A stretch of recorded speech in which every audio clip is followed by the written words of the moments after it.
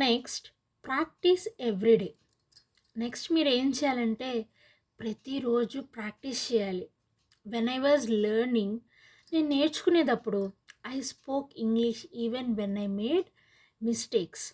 నేను ఇంగ్లీష్లో మాట్లాడుతూనే ఉండేదాన్ని, తప్పులు మాట్లాడినా కూడా. Mistakes help you learn.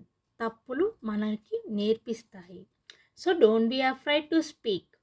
కాబట్టి మాట్లాడటానికి అస్సలు భయపడవద్దు. Reading is also important. చదవటం కూడా చాలా important. Start with simple books. చాలా చిన్న చిన్న బుక్స్ ఉంటాయి, సింపుల్ బుక్స్ ఉంటాయి, వాటితో స్టార్ట్ చేయండి. స్మాల్ స్మాల్ షార్ట్ స్టోరీస్ ఉంటాయి కదా, అలాగా. Books with practice